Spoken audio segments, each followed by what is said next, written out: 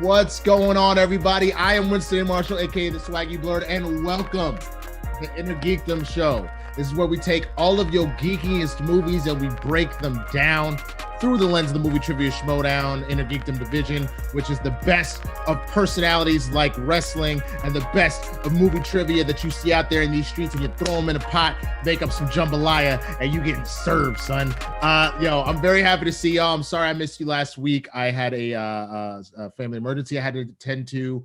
Everything is all good now. But I am happy to be here with you, our last episode of 2020. I do have some news that next year we are going to be doing a little bit of a tweaking to the show.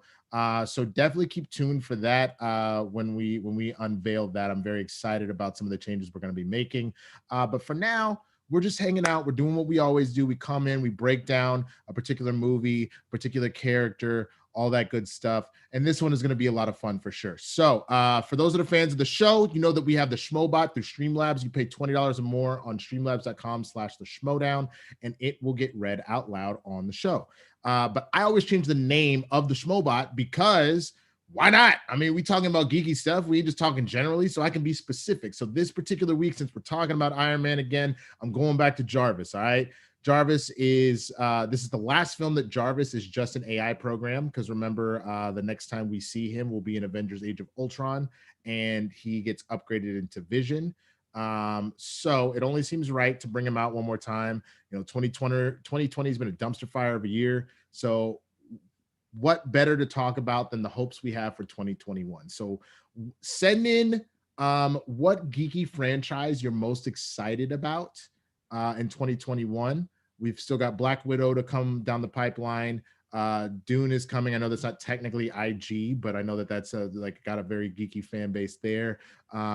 Eternals is coming out. All sorts of really good stuff. So in those Jarvises, in those super chats, which you can do as well, send in what geeky franchise you're most excited about and what New Year's resolutions we have. We're going to talk about New Year's resolutions in a little bit too. So send those in. And if you are listening to us on the podcast, thank you so much for joining us. Be sure to subscribe if you haven't already. Give us a 5-star review. That kind of stuff helps us out. And if you're watching the show here live, go and replay it on the podcast. You can turn the volume all the way down if you already heard what I had to say, what Dwain has to say. That's totally fine, but run it back. You don't understand how much that helps. If you can't send in any money, that by itself is such a massive help to the show, helping us get more visibility, things like that. And of course, share it around. That's all that good stuff. I am here just with my man Dwain today. Dwain, go ahead and say what's up to the people, man. Yeah. First of all, how you doing? Did you have a good Christmas and everything, my brother? Okay, it's something.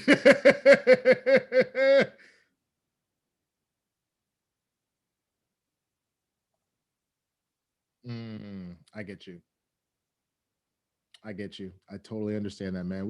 We all kind of had a rough one. I was blessed in that we quarantined before, so I got to spend some time with family, but that did not mean it was devoid of drama. There was plenty of drama leading up to it.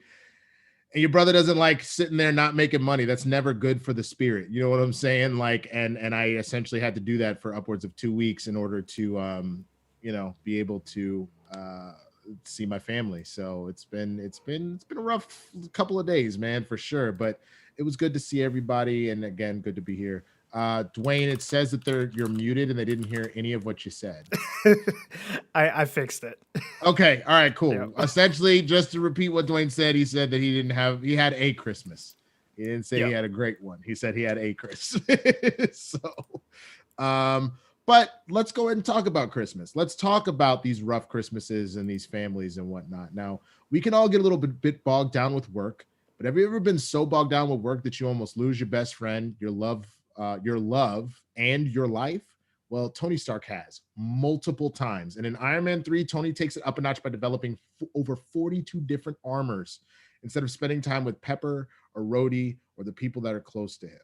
So let's go ahead and jump right into this question that comes out of Iron Man 3. Took place in a fatal 5-way match in which 3 of the biggest names in the Schmoedown, in Coy, Janju, Emma Fife, and Mike Kalinowski, all are going head-to-head with each other. Check this out.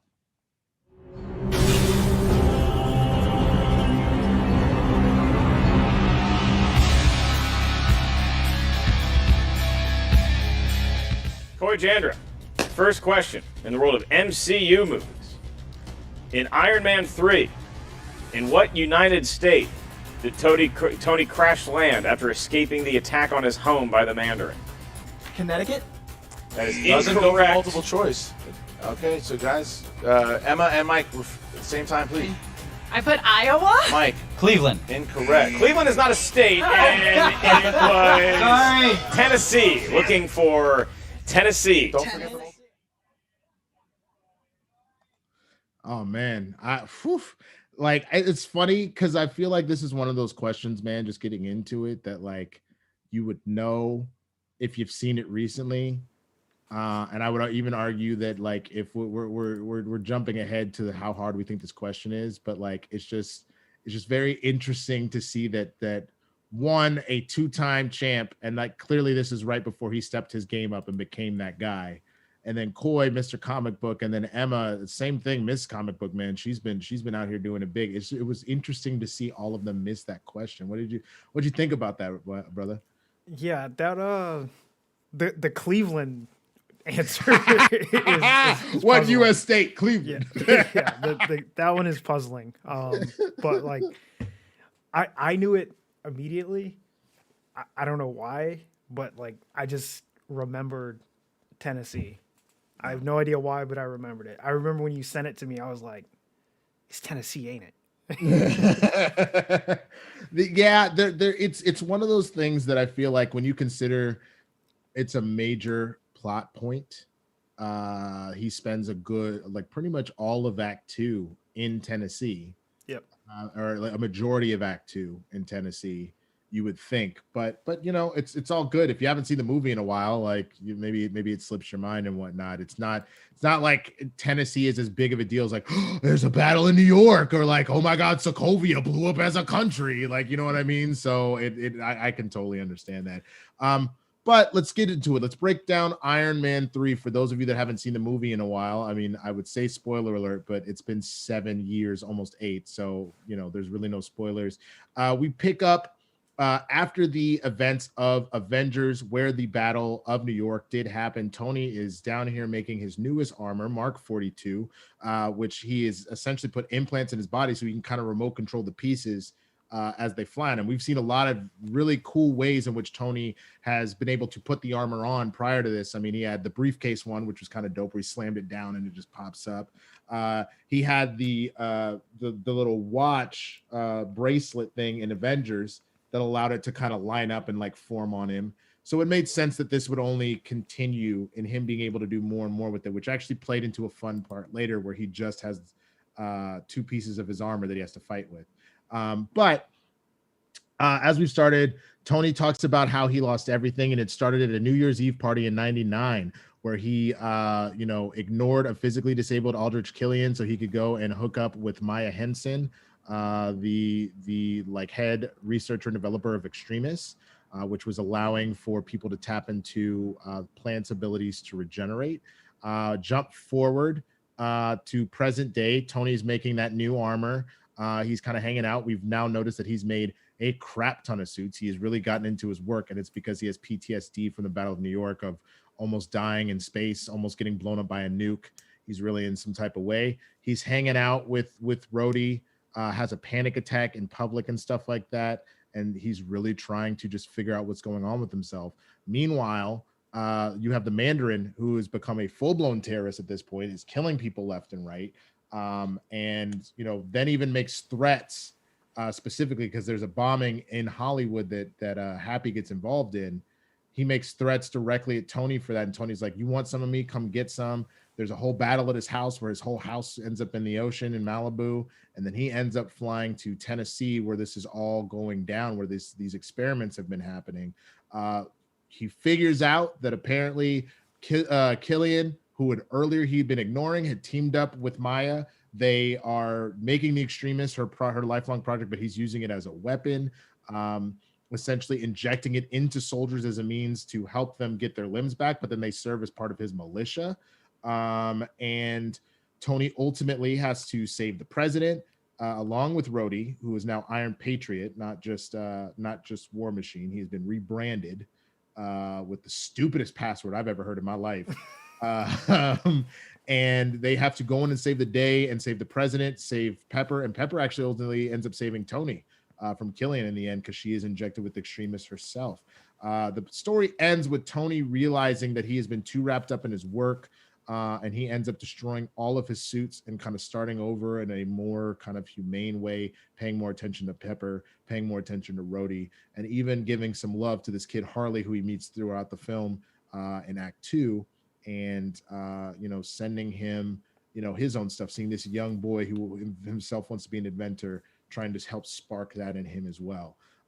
What did you think about this film when you first saw it, Dwain? Because I know my initial response, the way they downplayed the Mandarin pissed me off a lot, and I kind of detached from the movie. But as I've gone back to rewatch it years later, I actually enjoy this more than Iron Man 2. It actually becomes my second favorite of this trilogy after seeing that. What about you, man?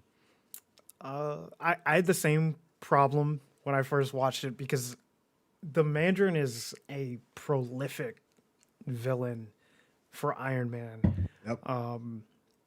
I mean, he's supposed to be responsible for the creation of Iron Man, essentially. Yeah. Mm-hmm. But having it turn into what it turned into in the movie, I was kind of like, I don't know how I feel about this. But then that's kind of rescued by I don't know if you remember the Marvel one-shots. So there are these little short films that tag along with Marvel films released in that era.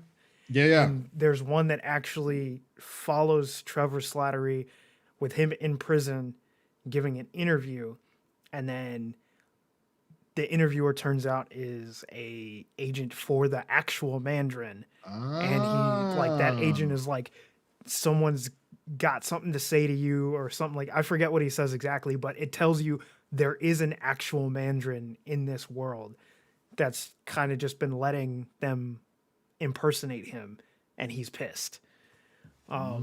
So that kind of rescued it for me. Is that the setup for Shang-Chi then, you guess? I think that's what they're going to use to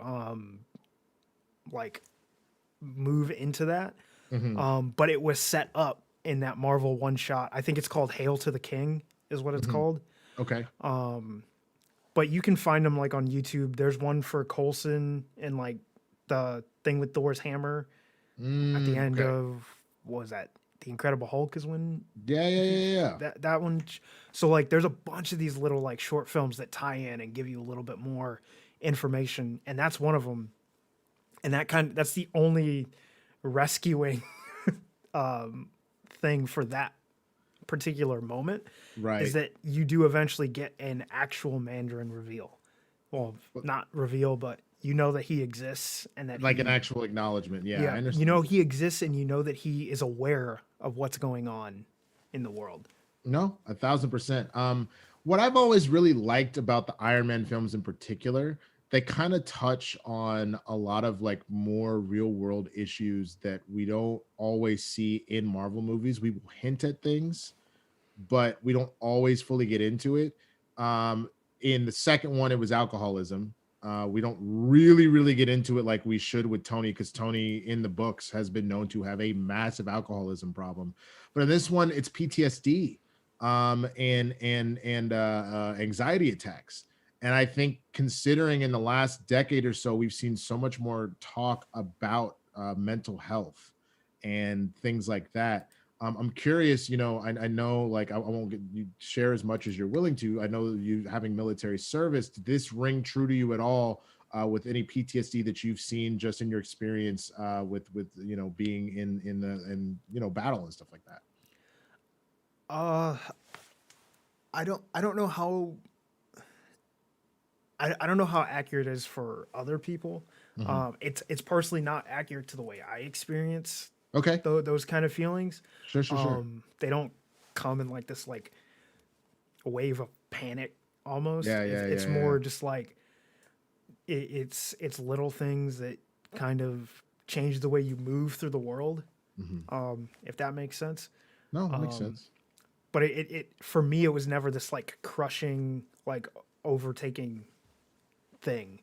Yeah. Not that it isn't for other people. That's just Right. It wasn't for me. So I can't describe how accurate that feels because I didn't have the panic part of it. But that's fair. I mean, the only thing that I can say from my own, just having anxiety attacks. I don't think I've ever had PTSD, but I have had anxiety attacks, which seems what's unlocking in Tony. It seems like maybe obviously he's been in battles before in Iron Man and Iron Man 2, but like this full-on war scenario, this is the closest he actually ever came to dying and stuff like that, and not really being trained as any sort of like soldier or anything like that. And he even says it at once. He's like, we're not soldiers, all right? We're not. Fury's not going to march us around like this. It's not what we are. You know, he's like, I'm a scientist. Like I think that maybe that's why it's manifesting as full-blown asthma, like panic attacks, anxiety attacks, is that when he just gets overwhelmed, all of a sudden he just kind of shrinks. But I thought that it was interesting because the things that are probably true for a lot of people, and I know that's been true for like my mom when she was dealing with her anxiety, that I've dealt with my anxiety before, is what Tony ends up doing. He gets bogged down in work. He just works, because if he's working, he's not thinking about all of this. He's doing what he does best and is drowning things out. That gets dangerous, which kind of moves me into our next part where we talk about if Tony is actually Ebenezer Scrooge here. So since we've got this in the middle of Christmas, and I argue this is a Christmas movie, there are presents exchanged. It happens during the Christmas season. There's talks about that. And my biggest thing that I've said before about a Christmas movie, it's about family. Ultimately, if the message about family rings true, then it counts as a Christmas movie in my book. It has to take place during Christmas, but family should be the ultimate message. And I think that's the takeaway here. When he was rude to people, when he blew people off, very similar to Ebenezer, that led to backlash. But then he blew off Pepper, he blew off Rhodey, you know what I'm saying? And it was starting to eat away at him. He was getting further and further away kind of from his humanity. And so the ghosts of his past, so we're talking you know, obviously Killian and Maya, they've come back to haunt him. And he's also having flashbacks of the past of him you know, fighting in New York. That you have in the present, everything is kind of going to crap because of the Mandarin. And we haven't gotten to Avengers yet. I would say the full arc of this almost needs to happen in Age of Ultron, because remember, he has that vision of Thanos coming and train wrecking everybody. So I'm cheating a little bit by pulling the Ghost of Christmas Future here.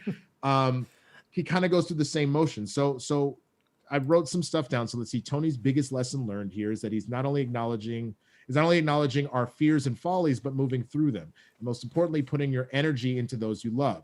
Rhodey, Pepper, and even the young kid Harley that brought Tony back from turning into a full Ebenezer Scrooge. Scrooge and Tony's lives are very similar. Both amassed vast fortunes. Both had fathers who didn't pay attention to them. Howard obviously was obsessed with his own work. Scrooge's dad sent him off to boarding school. Both get lost in their work. Scrooge working all throughout Christmas, Tony working always, and both running the risk of missing out on love due to selfish acts. You know, Scrooge had that one girl that was kind of into him, but he was just like, whatever, I gotta go make $1. And Pepper would hang the moon, stars, and sun for Tony, and he loves her, but he's in his workshop all the time. Like that. See, it says so much that she walks in and sees the bunny, and he's got the suit on the couch, and she thinks that he's just kind of chilling there and it's some sort of like game, only to find out when she goes down to the workshop, he's still working or working out or whatever, and literally was willing to send a placeholder in his place. You know what I'm saying? So it was just very interesting. So both run the risk of missing out on stuff because of their selfish acts, but then both of them ultimately, after their journey, recommit themselves to changing the world for good, instead of being caught in their own selfish ways. And they embrace the Christmas spirit. And then even start on their own New Year's resolution. Scrooge plans to be a better businessman and a philanthropist going forward. Tony has decided he's going to figure out how his technology can further help the world instead of just making all these war machines. No pun intended here. So again, other than telling us what stuff you're excited to see in 2021 and those super chats and those Jarvises, let us know, what are some of your New Year's resolutions? What are some of the things that you hope to accomplish in 2021? Because this has been a crap year. And so we want to go in with that positive energy about what we're going to conquer in 2021. So with that, what do you think, Dwain? Do you see the comparison here? Are you on board with me, or do you like, nah, dude, you stretch it? No, he's definitely Scrooge. 100%. And I think that there's a moment in Act 2 when he first meets the kid, Harley. I was like, oh, this is in an MCU movie? He says something to him, and I don't know if I could say it on this show, but I was like, whoa. Can you bleep it out? What did he say? It's after the kid tells him that his dad left to go to 7-Eleven for some lottery tickets. Oh yeah, and yeah. He calls it. Yeah, he calls him. I was like, he just called a child. Yeah. Oh yeah. Oh yeah. I'm like, what?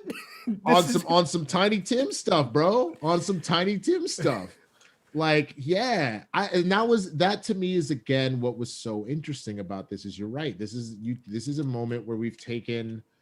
There are still some superhero work to be done. We still do see Iron Man throughout, but this is more of a Tony story, more so than like I know Tony is at the heart of all of these movies, but there's something to be said about the first one. It really is a lot more about Iron Man and who Iron Man is. The second one is kind of the weird balance of what is Tony Stark to Howard Stark / what is Iron Man to the world. This feels purely about what is Tony made of.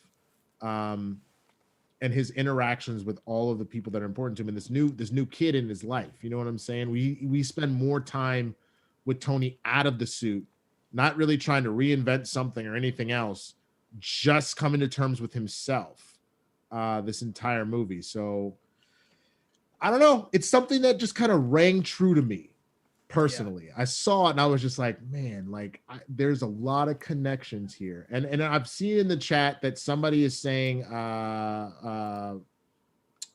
Jay Scotty for real. He's saying that Doctor Strange is maybe a little bit more of an appropriate correlation to Scrooge because he won't do any like surgeries that aren't going to bring him certain things and stuff like that, and he has to have a full change of heart through that.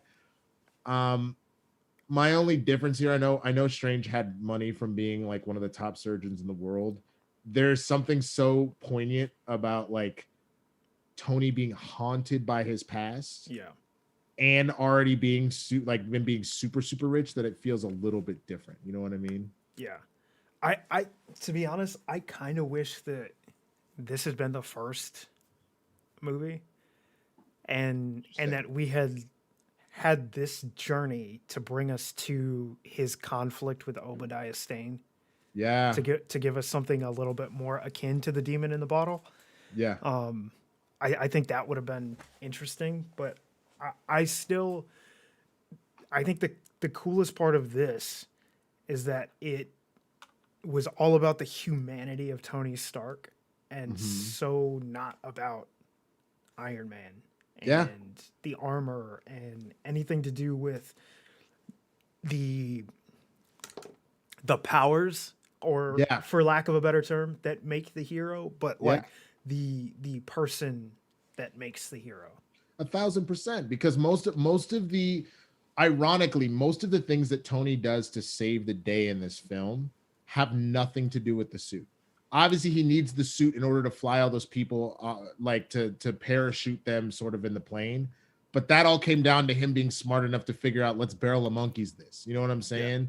When he's captured, he doesn't have his full armor. It's about him as now a soldier in some form or fashion, figuring out how to escape without his full armor to just protect him and to OP that stuff. And even the final battle, yes, all 42 suits fly up and he's using all 42, but it's the ingenuity of Tony to be hopping into one, hopping in the other, hopping into one, hopping in, and like, what can he do when he doesn't, like what Cap says, you know, without the suit, who are you?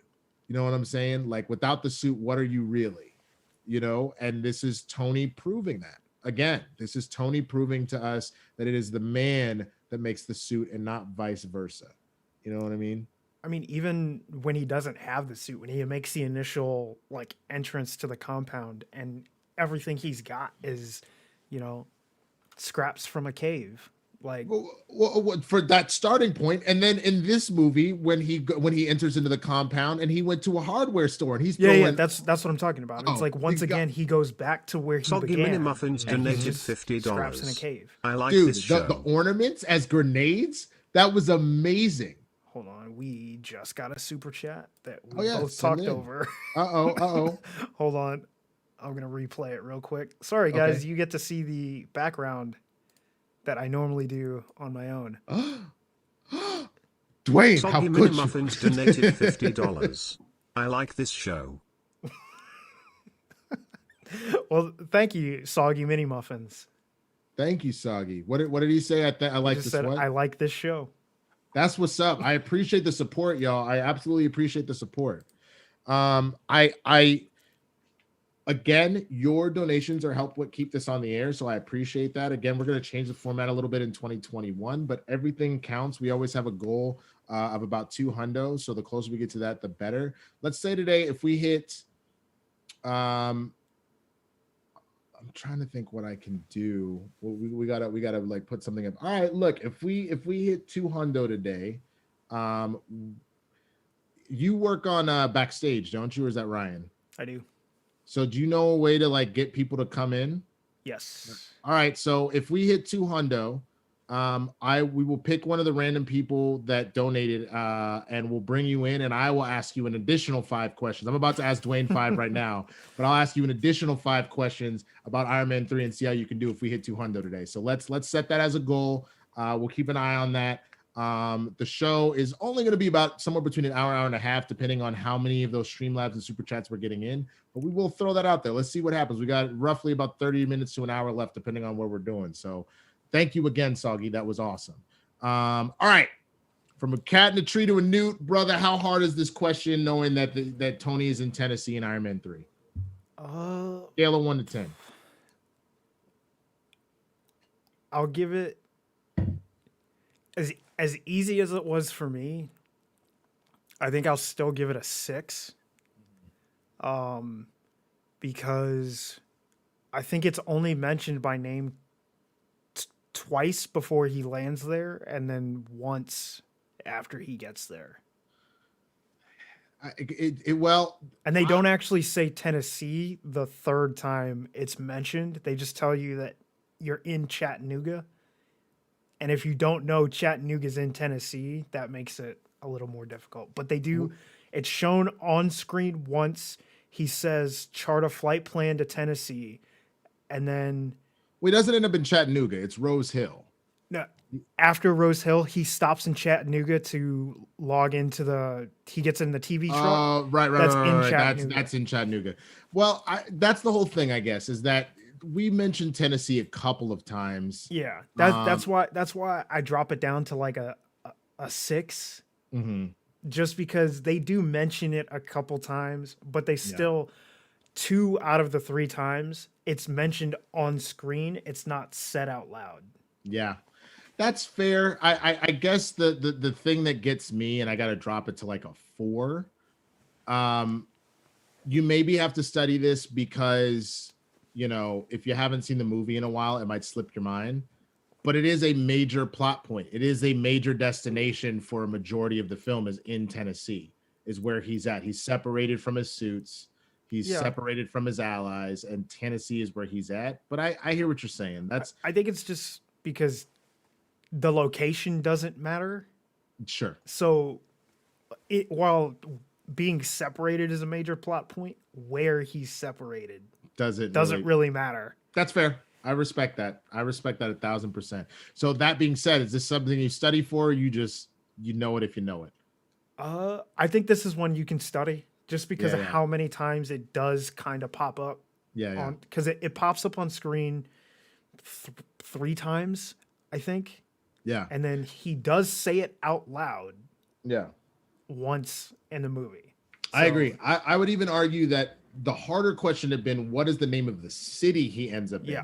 If that's the question, then that's like a 7 or an 8 to me, specifically trying to pull Rose Hill. Because that's only seen on screen twice, I believe.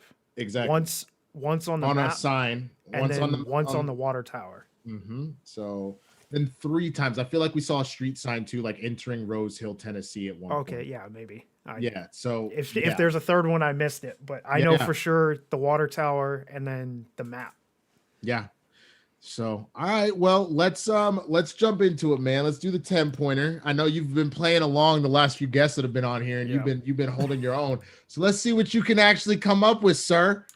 See how you do. All right. So let's see. Why don't we start with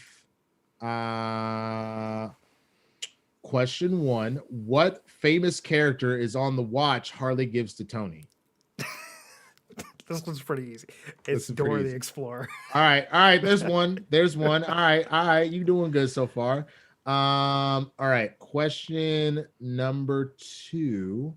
Other than drugs, what do they give Trevor to play the Mandarin?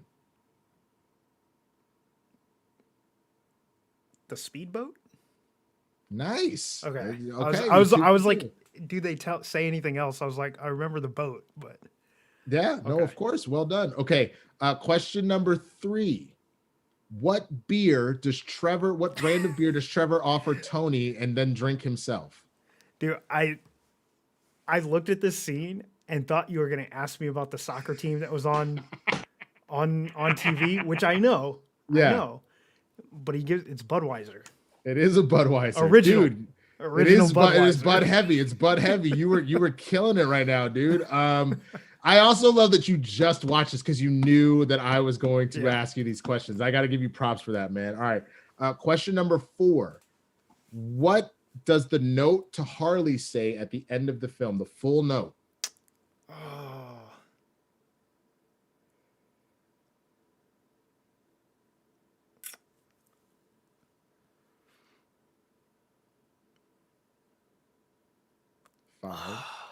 I know it's 3. Potato Gun Mark II, your friend the mechanic. Ooh, I'll give you half a point. You were off by 1 word. Potato Gun Mark II, your pal the mechanic. You were so close, dude. You're killing it. You're at 3.5. You know these scores that people have had, bro. You might take the crown right now with this because even Rachel just got 4, right? So this would 4.5 would be the highest if you can pull up. See, I'm gonna try and find a difficult one. Let's see if I can find a hard one for you. Damn it, I'm mad I missed that one.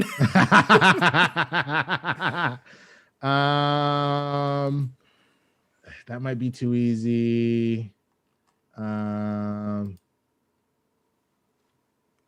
Okay, this might be too easy, but we'll see.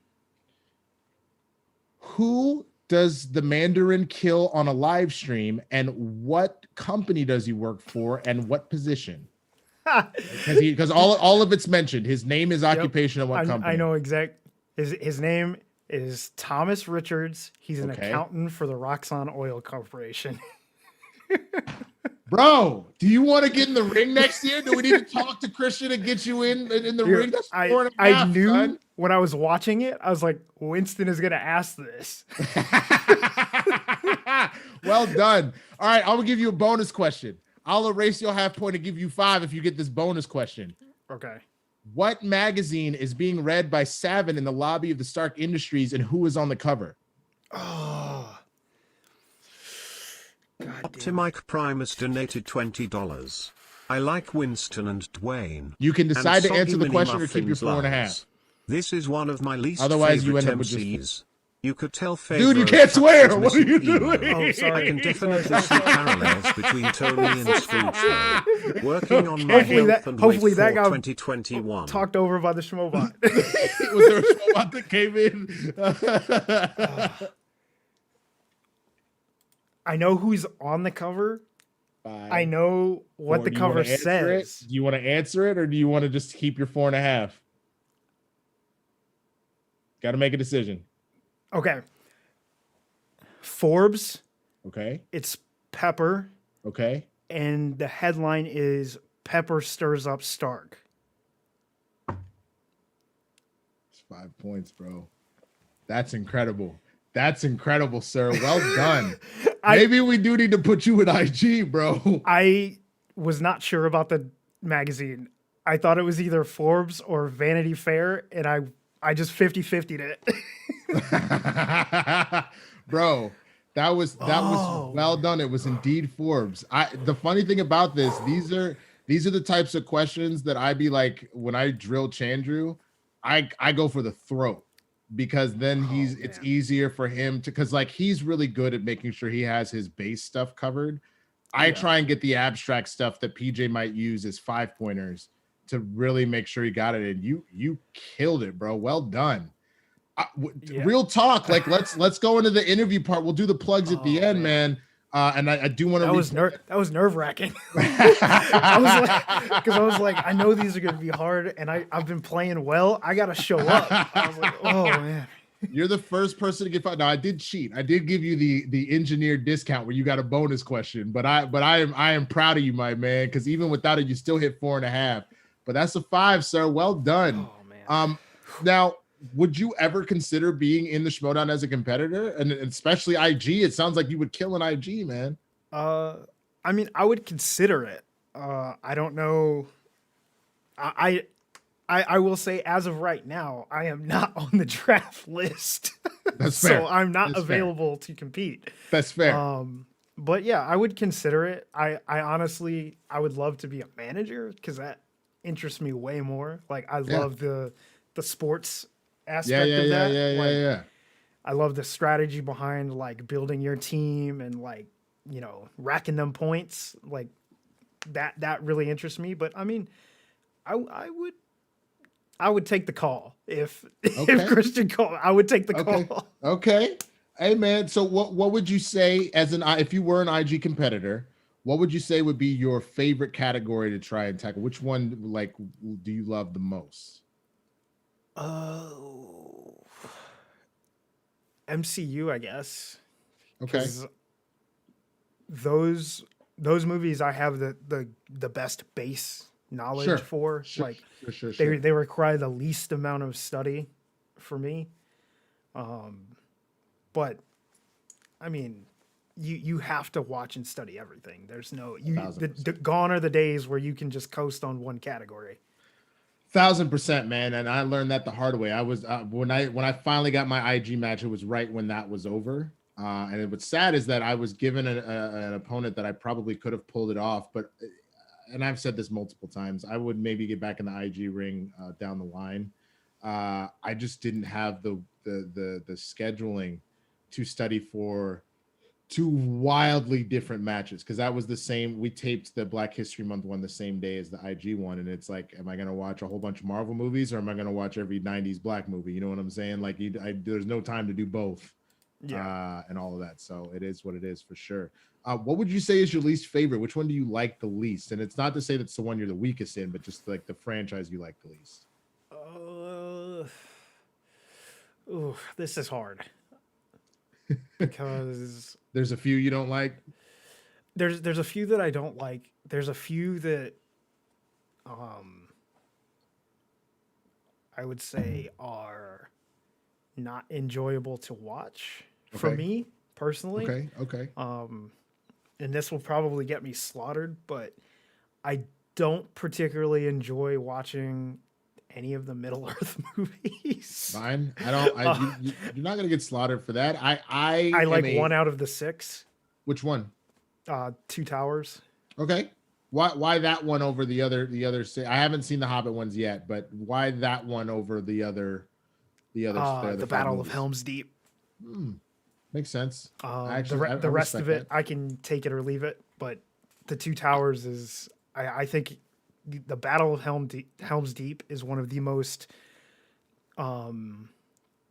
chaotic yet you can follow the action that's going on in the fight scenes, which is incredibly difficult to do. Right. And it impresses the hell out of me, especially since it was all shot at night and you can still like see everything. I mean, again, you would think, having known that it was done so perfectly, that they would have taken notes for Game of Thrones. Apparently not. So there's that. Shots fired.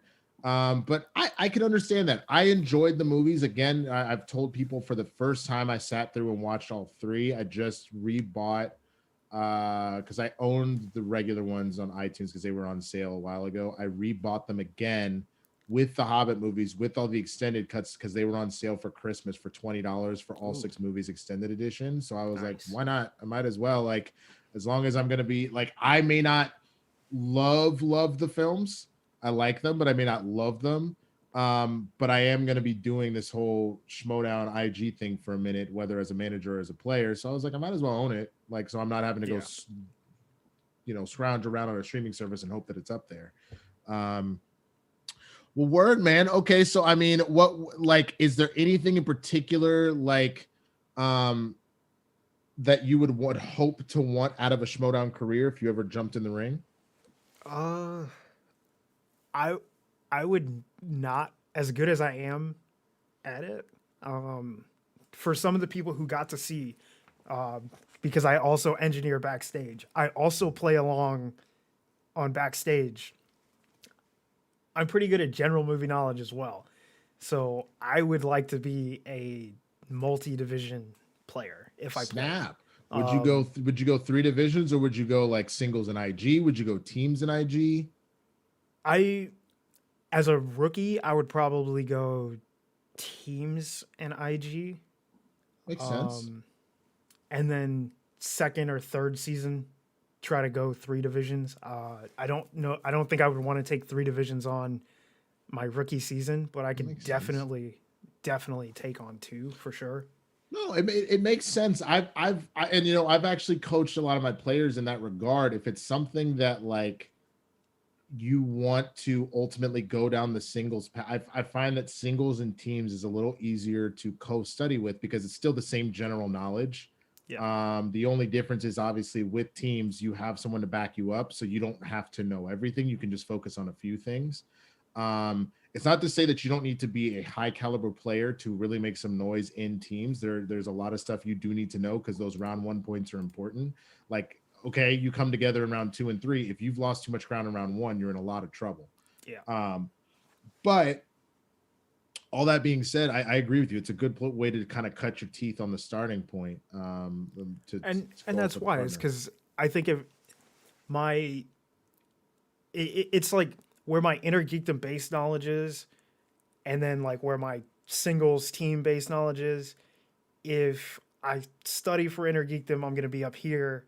And if I study for singles teams, I'll be where my inner geekdom knowledge is. Right. And if I take a season to work on both, then I'm up at the same level. And that makes sense. That way I can study in teams where there's a little bit less pressure on me. Yeah. Well, and kind of build it.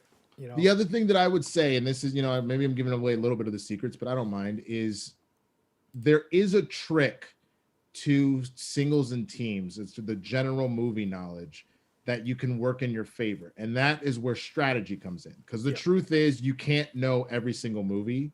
What you can do is, as football teams do, as basketball teams do, you can go and watch tape of not just the movies, of your opponent.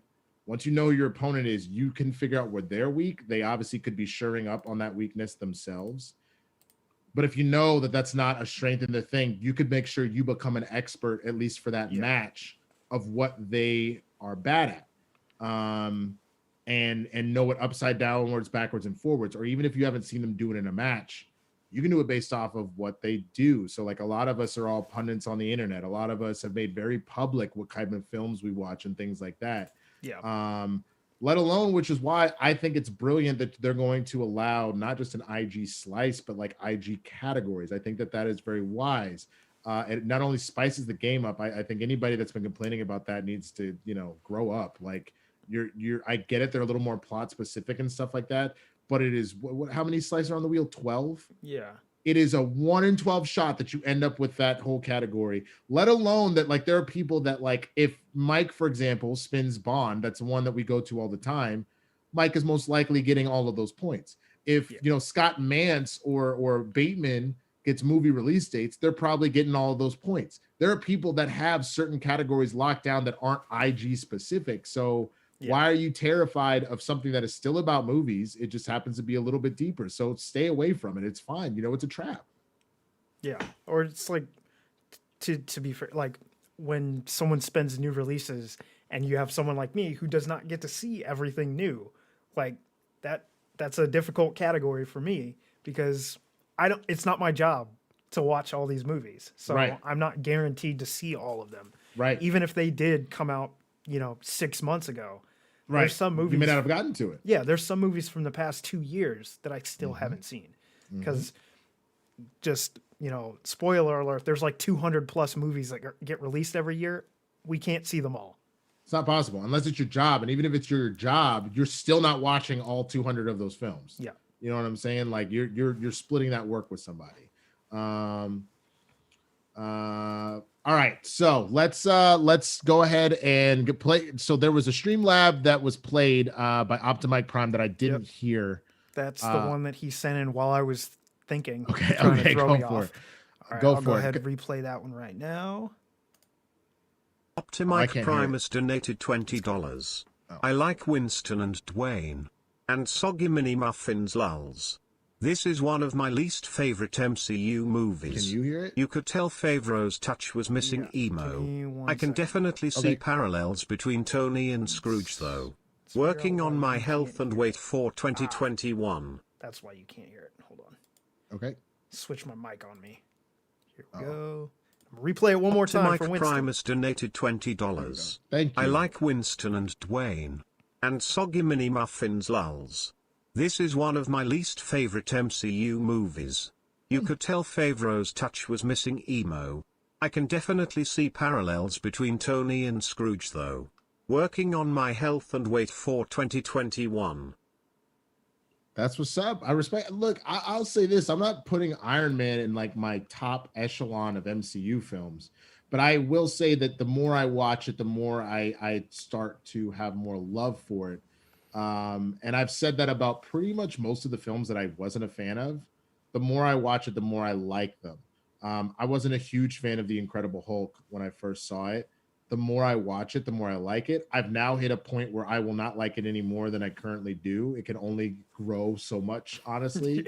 I will say the original Thor is one of the few that the more I watch it, the less I like it. And I'm realizing that I am not a huge, like, I did like the brother connection between Thor and Loki throughout the 3 films, or all of them really, that they're both in. But Thor the Dark World has never gotten better for me. It's only gotten worse. Really? And now, yeah, I hate Thor the Dark World. Thor the Dark. So I did this interesting experiment. I think it was earlier this year where I ranked the MCU films not on how much I like them or my favorite, but their relevance to the universe. Fair. And I think Thor the Dark World might be the most relevant non-Avengers film in the MCU. If you think about all of the events that stem simply from Frigga's death and how much it reaches out and touches the MCU, it gives you the redemption of Loki. It gives you the destruction of Asgard. It gives you Thanos eventually getting 2 of the Infinity Stones. All stem from that one event in that one film. And it just like waterfalls out. And I think that it is the single most impactful film in the MCU. I hope, Kristian, that you were watching the show as you said you would, because we have been stuck on our journey to finish. We're not going to finish the MCU by the end of the year unless we went on a super binge between now and January 1st. I unfortunately had said too many bad things about Thor the Dark World, and now she refuses to watch the film because she really is like, you have set this up to be the worst film ever. And she's like, Thor is my least favorite storyline that we've watched so far. So like, I don't want to watch this movie. And I'll even say, I think the moments that have the most payoff in Endgame also stem from Thor the Dark World. That's true. I mean, technically that's where they go back. I always laughed about that. I was like, you gonna go back to Thor the Dark World? That's what you're gonna time travel to? For real? Like, because they picked, if you think about it, they picked some of the peak movies. So we're talking Avengers, Guardians of the Galaxy, obviously by going to Volmir, I mean, you technically went back to Guardians time, but then you flew to Volmir. Yeah. You know what I mean? Like you were picking these moments in the MCU lore that we all were like, yo, I remember that was dope. And you went to one of the crappiest. Well, But you're think right. about it. They didn't go back to the moments that are great cinematic moments. They went back to the most impactful moments. You're right. You're 1,000% right. The moments that had the most impact on the universe.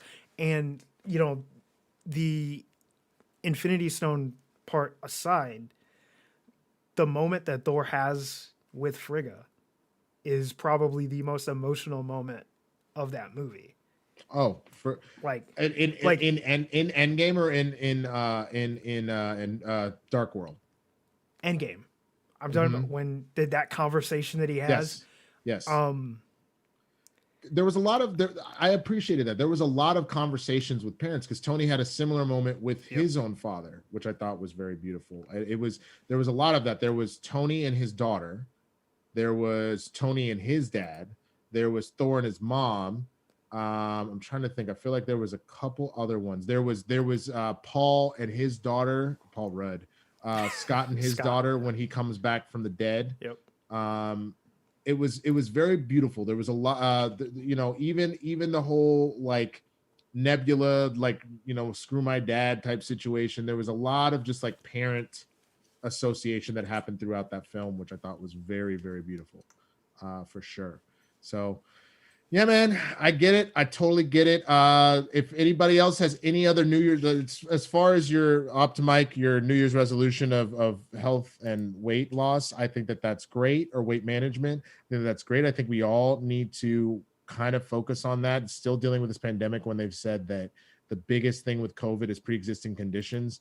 And to that point, anybody that is dealing with a lot of extra weight and how that can affect your cholesterol, your blood pressure, all that kind of stuff, the more you can do to have that under control, the better. You have a better odds of being able to take this thing on, or any disease that you come across, honestly.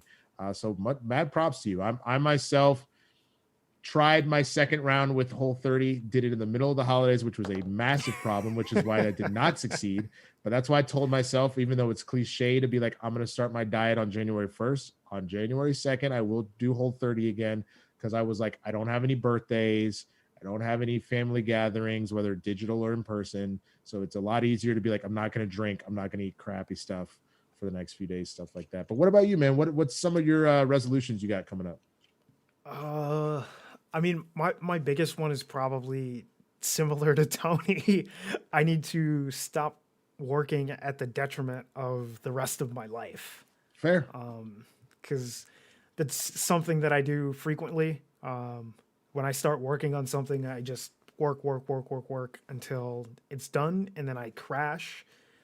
And then I look back and I'm like, "Ooh, that was really bad for me." Yeah.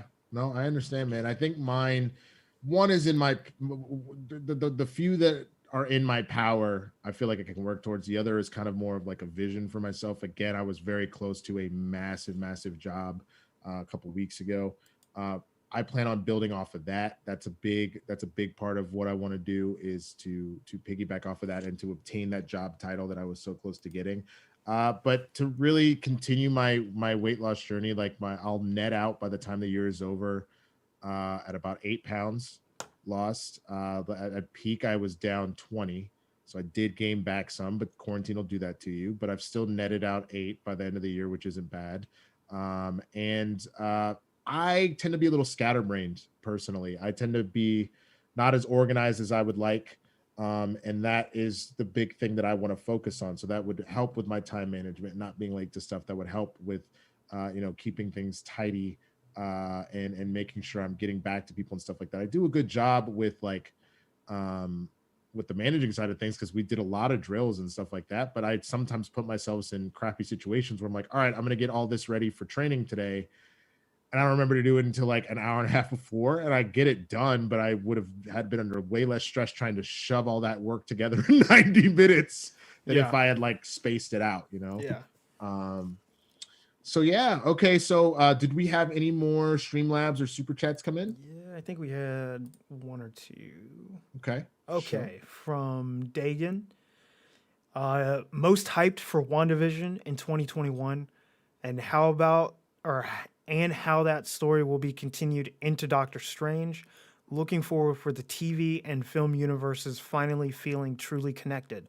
What other upcoming Disney Plus shows do you want to see connect to future MCU films? That's a good question. I mean, I have said this as like a one-off type scenario. I would actually really enjoy if the MCU and like Star Wars and a lot of these other major properties do have some sort of one-time crossover event. I feel like that could be a lot of fun. We sort of got that a little bit in Wreck-It Ralph. We got to tease that some. But I think that there's some from a fan of stuff like Kingdom Hearts, from a fan of the MCU, which has done that obviously within the Marvel canon, but has done that interconnectivity. You have things like the Infinity Stones, okay? Like you have things like the Force, which we haven't necessarily seen the Force breach dimensions, but you know, you never know. The Force is an all-growing force. You never know how that could affect stuff. I think it could be a lot of fun to have all of these worlds come together for this one experience. It could be a short film. It doesn't have to be. It could even be. I would love it to be live action, but if you want to, what if it? Someone suggested Legos. That could be fun. Yeah. But why not? If you own all these properties, why wouldn't you want something that spectacular? I think that could be really cool. What about you, man? We'll never get it, but I would love to see either Deadpool or Punisher kills the Marvel Universe. That would be fun. One of the two. I don't think we'll ever get it, but it would be awesome if we did. That would be a lot of fun. Maybe that's like a maybe that's like the end credit or a short film at the end of it. Like it would be fun as like a short film at the end of an MCU film, being like, you thought you were only getting a credit scene. I'm giving you a whole short film, and then it's just 15 minutes of him murdering like that at the MCU. That could be pretty fun. I think it'd be an interesting concept for like maybe Deadpool 3, but I don't know if we'll ever get the Punisher one. Maybe in like a what if. Maybe that could be a what if. I would love it if that was a what if, but I doubt we'll get that because that's going to be on Disney Plus. Right. But I would love to see those, specifically the Punisher story, on screen, because I don't know if you've read that comic. I have. But that one is one of the coolest, I think, like one-off storylines where you basically get the what is it? Justice League War, where Batman comes up with all his strategies for how to take out the Justice League, but you get that for the Punisher, and he just takes out everybody in the MCU or the Marvel universe. Like, was it War? No, War is when Darkseid comes. I want to say it was. I'd get all those movies mixed together. No, it's all good. It's all good. So many of them. But it's based off the Tower of Babel. Yeah. Yeah. It's based on. Let's see. Justice, because we actually did this the other. We did this the other day because War is 1,000% like the new 52 reboot. Okay. That they did post like then it's like it's not Crisis. Doom. That's it. Doom. It is Doom. Corey exactly Cameron, thank you. But yeah, that one, like seeing Punisher kills the Marvel Universe would be so cool. I would be about that for sure. I would 1,000% enjoy that. All right, cool. What else we got? Any other super chats or Streamlabs? Refresh real quick.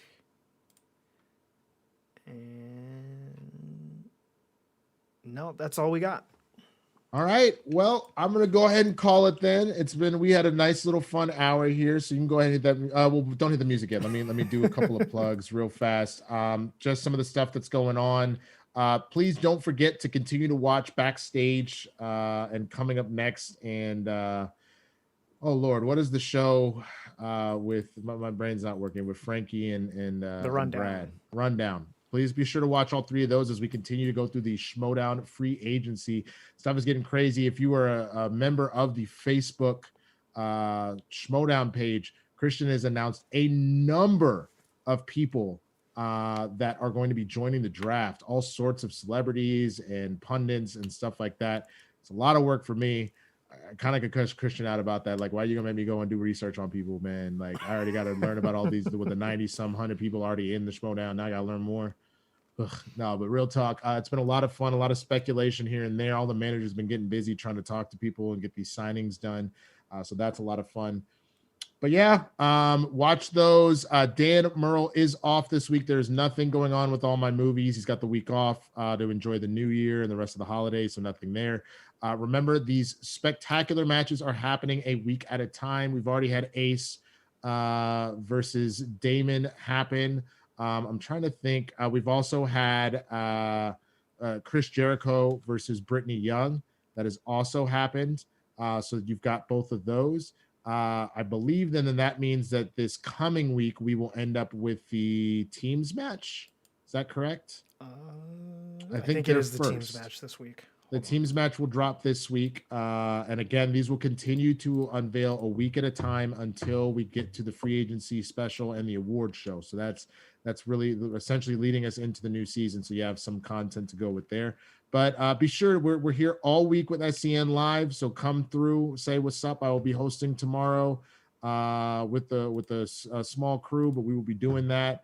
And then, of course, you can find me on Blurds tomorrow as well, 2 p.m. Pacific. If y'all did not see Blurds After Dark last night, for those of y'all that are adult, oh, Lord. Were you there, Dwayne? No, I was not, but I know well enough.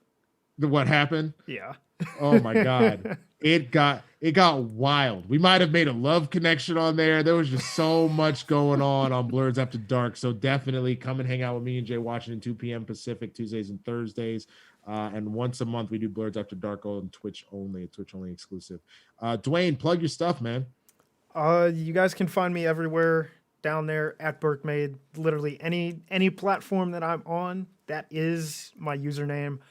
You can find me here every Monday, and every Tuesday you can find me on Backstage. What else do I got going on?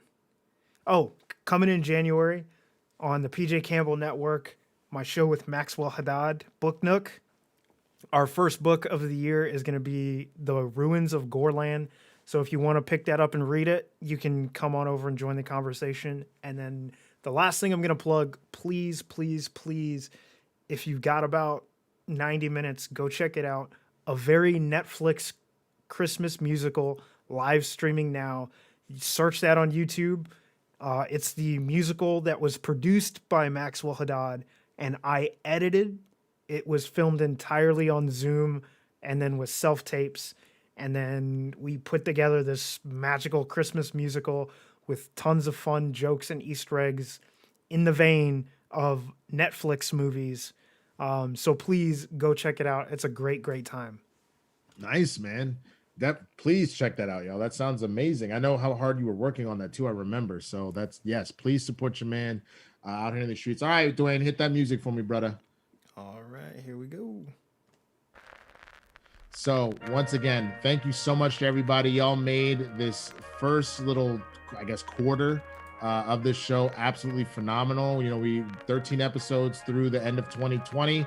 We're going to be even bigger and badder in 2021. So please come back and join us. I hope you had a wonderful Hanukkah. I hope you had a wonderful Christmas. I hope you're celebrating an amazing Kwanzaa. And have a wonderful, happy, safe new year. All right. Take care of your friends. Take care of your family. Take care of yourself. All right. So I got nothing but love for y'all. And stay geeky, folks. We out here. Deuces.